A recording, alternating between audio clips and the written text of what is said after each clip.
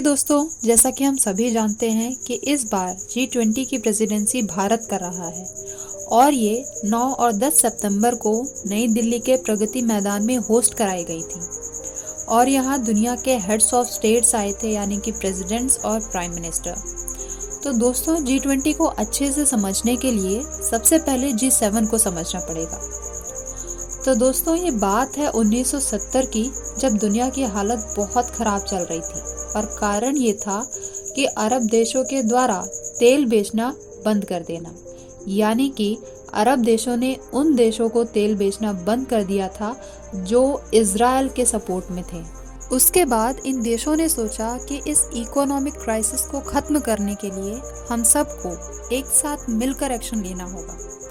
फिर 1973 में USA, France, UK और जर्मनी की एक फाइनेंस मिनिस्टर की मीटिंग होती है और 2 साल बाद ये इटली और जापान को भी शामिल कर लेते हैं और 1976 में होती है पहली G6 मीटिंग।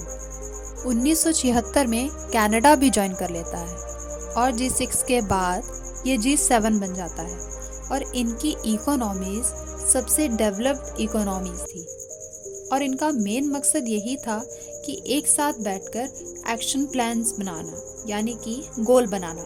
और अगर G20 की बात करें तो इसकी शुरुआत भी इकोनॉमिक क्राइसिस की वजह से ही हुई थी।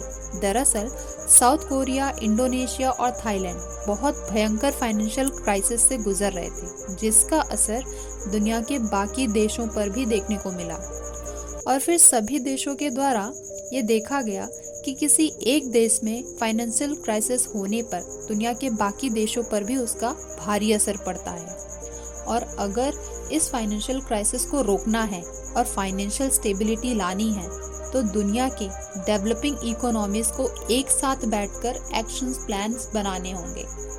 और फिर 1999 में G7 की मीटिंग के दौरान G20 की स्थापना करी जाती है।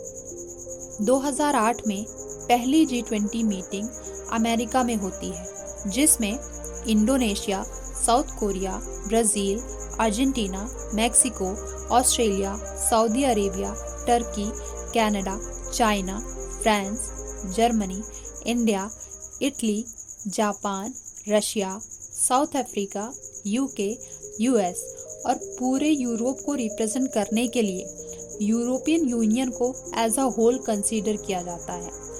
तो हम कह सकते हैं कि G20 में 19 देश हैं और एक यूरोपियन यूनियन है और ये 20 देश दुनिया के टॉप देशों में से एक हैं। साल 2008 में पहली बार G20 समिट अमेरिका में रखी गई और कुछ इम्पॉर्टेंट डिसीजंस लिए गए।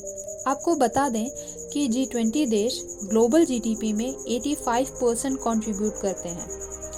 साल 2008 के बाद हर साल G20 मीटिंग अलग अलग देशों में होती आ रही है और 2023 की ये G20 समिट 18वीं G20 समिट है और ये एक रोटेशनल बेसिस पर वर्क करती है, जिसमें जो 20 मेंबर्स होते हैं उनमें से हर साल एक मेंबर को प्रेसिडेंट बनाया जाता है। इसके अलावा कुछ गेस्ट कंट्रीज को भी G20 मीटिंग्स में इनवाइट किया जाता है, जैसे कि इस बार Mauritius, Netherlands, Nigeria, Singapore, Bangladesh, UAE, Egypt और ओमान को भी इनविटेशन दिया गया था। G20 का main purpose international financial stability promote करना है, लेकिन इसके अलावा ये कई मेजर इश्यूज को भी कंसीडर कर रहे हैं, जैसे कि क्लाइमेट चेंज सिचुएशंस को हैंडल करना और सस्टेनेबल डेवलपमेंट प्रमोट करना। आपके अकॉर्डिंग G20 मीटिंग कंट्रीज़ के लिए बेनिफिशियल है या नहीं, कमेंट सेक्शन में ज़रूर बताएं। Thank you.